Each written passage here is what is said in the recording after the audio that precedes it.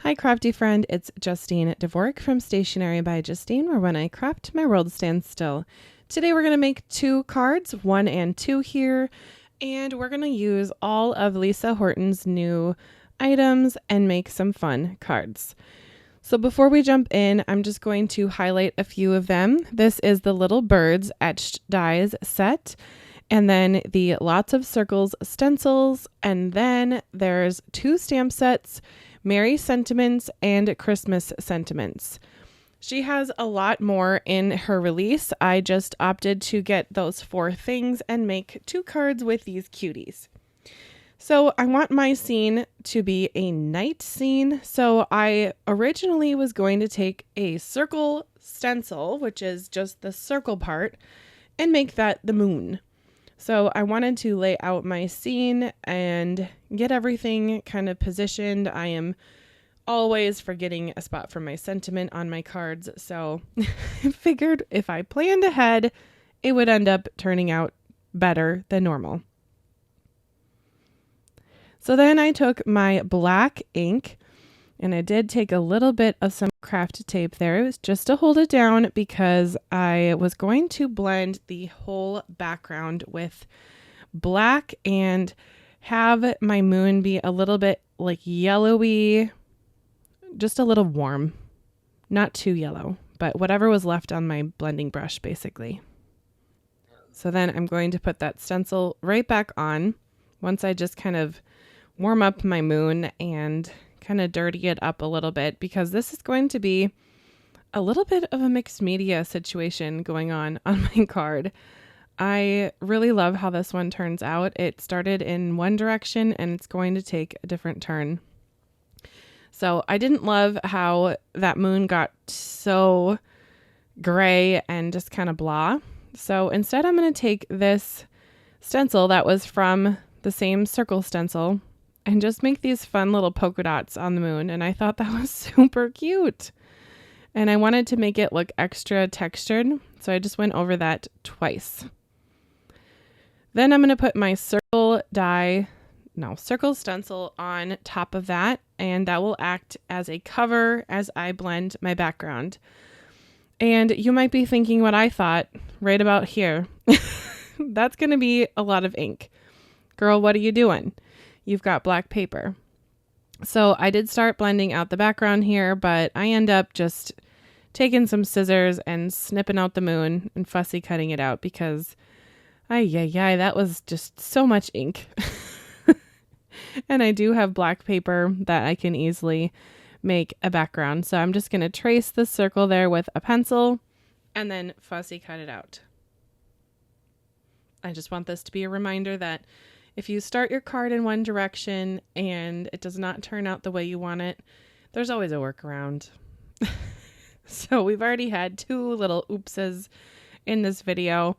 I always like to leave in most of the oops moments on my cards and in my videos, because it just shows that no one is perfect. And when you start card making, it can seem a little bit intimidating.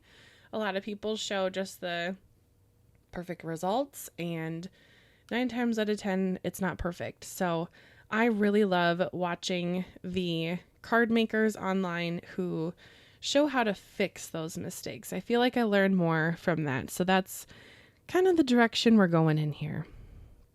All right, my black paper, where is it from? I'll tell ya, from Pajama Crafter Stamps. It's my favorite black paper. It's called Coal. And it works great for a background like this, but it also really foils nicely. Because this is going to be a nice winter nighttime sky, I want to splatter my background. So I went ahead and splattered that in my little recycling paper box that I keep on the side of my desk. And I used white from Hero Arts and the shimmer splatter from Spellbinders. Now, as that dries, I'm going to work on card number 2 just to keep this second card drying as I go back and work on number 1 in just a bit. I'm using that same circle stencil that I used for my moon on this one. And I'm using Ulta New Shimmer Relief Paste. This is the silver. It is a little bit blue, kind of like a cool tone silver. It's very blue purpley, I would say. So I'm just using my Ulta New grid mat and my Spellbinders palette knife and just applying that wherever there is the stencil opening. And then I'll just scrape the rest back in and use it for another project. That paste is so fun. If you haven't had a chance to work with it, I do recommend the one from Ulta New. It is huge. It's like the biggest bottle of paste that I have, and it definitely packs quite a bit of punch in the sparkle department. Isn't that pretty? All right, my first background has dried, so let's glue the moon on. It'll go right in that top corner. A lot of times with my projects, I like to have directional lines for your eye to bounce around on. So having that moon be in the top left corner kind of helps create that diagonal line that I'm going to try to create. Now, the word Christmas, I die cut out with rip and stick paper behind it from Trinity Stamps. I will link that down below as well. It is so easy for putting on sentiments like that. You don't have to sit and put little daubs of glue everywhere. I love doing that. So with this, I'm taking just the Santa hat from the Little Birds etch dies, and I need a little chimney here because it's going to look like maybe Santa went down the chimney, but he left his hat on top. So that's the look I was going for. So you can see my diagonal line is going to go from the top left down to the right corner on the bottom. And we're going to just add a chunk of scrap paper for the actual chimney part. And then the die that is from the Little Bird set was that small rectangle that is the darker gray. And that will just act like the top of the chimney. And of course, I'm going to pop that up just to give it a little dimension and interest. I love foam. I just took a card class, well, several card classes at Paper Ganza in Kansas City. It was such a joy. And anytime I could add foam, I was using foam. And one of the gals at my table was kind of giggling with me because foam is such an easy way to add dimension to your projects, and she knows I love foam. So anyway, we're going to add the hat here to the chimney. The hat is really easy to assemble. It has a piece to go around the head and then a little pom-pom for the top. I just love that the scale of this project is kind of making sense because if Santa was going down the chimney, his body would have to fit down that opening there, and his body would be proportionate with the size of this hat. So I just think it's just so darling. Now, I had a lot of these branches cut out. Again, the branches are still from the Little Birds etch dies. That die set is small but mighty. Oh my, we're getting lots of use out of it today. I've die cut it out multiple times with different browns from my scrap area. And this is a good way to get different, not dimensions, but just variations of color. Right now on the project, I only have 2 showing, but I will add more branches. Then I used some white glitter paper for some snow. No, it was not glitter paper. It was just regular white scrap. This will just go right onto my trees. If I was thinking correctly and had my thinking cap on, I would have definitely put rip and stick behind these pieces so I did not have to make little glue blobs for them to land on. But you live and you learn. And it would have been so easy to do that with the trees as well. It just becomes a sticker instead of a piece of paper that you need to putz with some glue with. So I definitely recommend using that anytime you can. Now let's talk about the leaves, okay? Here in Minnesota, when it's winter and when it's Christmas time, we do not have green leaves on our trees anymore because they've all turned brown or gone through their whole transition with their yellow to red, whatever they're going to be.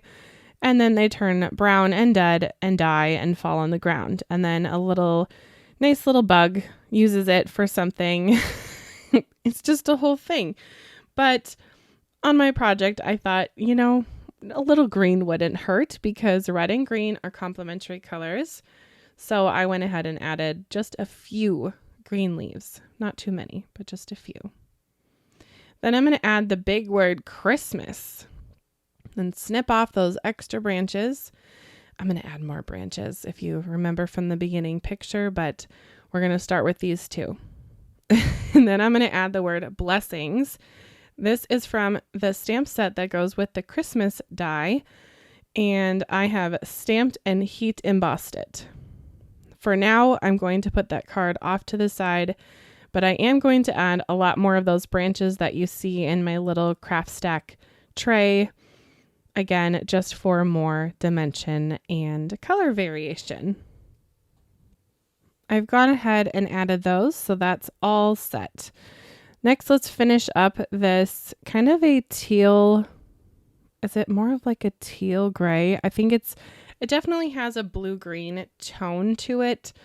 And I did go ahead and add white splatter to the background over the Altenew shimmer paste just for interest, and it kind of looks like snow to me. So I felt like it looked like it would work. Then I'm going to add a little white piece behind my bird's eye and add a little teeny tiny black dot so it looks like it's alive and not just a stagnant bird. And then I'll add the teeniest, tiniest beak ever and these skinny little legs to my bird. There's just legs, there's no feet. So I think I'm going to have my little birdie rest on top of my word Mary. I really thought these birds were cute. I didn't end up using as many as I had originally, but I do think that they will be going on other projects in the future. I'm doing some bird surgery here. I'm actually going to go ahead and make the bird again because it just wasn't looking quite right to me. But that's okay because when I did die cut out the beak and the feet, there was lots of extras, so that's all right. I actually added 2 beak parts to this bird and made it look like the bird had its mouth open, like it was tweeting something lovely. And then that is exactly where I'm going to put that little birdie. So I will just adhere down the word Merry and Christmas. I combined both dies from each of the sets to make the sentiment on the second card. Now you'll see here I've been top folding like a crazy lady. That seems to be, I think, my favorite fold for cards, especially if I'm making my own card bases. And if you know that, if you've watched my videos before, you know that I don't always cut things perfectly. So yes, I did need to trim down my card bases, but that's okay. This is my favorite way to add a card base to a top folding card. Just use some liquid glue on the card base and then add it on. Something that I learned recently is that if you're using a holographic or something that is a thinner, sparkly cardstock, definitely use some double-sided tape and don't use liquid glue. For whatever reason, when paper is very thin and very shiny, the liquid glue just makes lots of weird little lumps and bumps. So unless that's the look that you're going for, definitely use double-sided tape. Now, I thought that this card was all good and finished, although I thought it needed more sparkle. So, well, I'm going to add these on, but I will be covering up the sentiments and adding more splatter. I have been recently really into the splatter look. I think it looks so fun. And for Christmas cards, it looks like snow. So I love it. If you didn't know, I love snow. I think it's beautiful. A lot of times I'm at home, so I don't have to drive in it. I do not love driving in it. Let's be real about that. But snow is just so beautiful, especially when things kind of die off in Minnesota in the winter. Plus, there's so many fun things you can do in the snow, like snowmobile or ice fishing or snowshoeing, skiing, snowboarding. Lots of fun things you can do. Or just sitting by a fire in the snow with a cup of hot cocoa. There's all sorts of fun things. Building snowmen, snow angels, etc. So anyway, let me know which card you like best in the comments. I think I like the Christmas Blessings one a little bit more because I feel like it tells a story. So yes, I am going to take that raven, which is a black splatter, to the second card here. So I'm doing that off screen. I wish I could splatter on camera. I really don't do it very often because my area gets covered in little dots, but such is life. Yeah, just imagine that everywhere. But I do think it adds a lot of fun texture. So here is one last look. Do you like the black card or the bluish silvery card best? And I hope you have a great rest of your day, crafty friend. Check out my channel for more videos. You can always hit the like button and subscribe for more videos in your future. Thank you so much for watching all the way to the end, and we'll see you next time. Bye, crafty friend.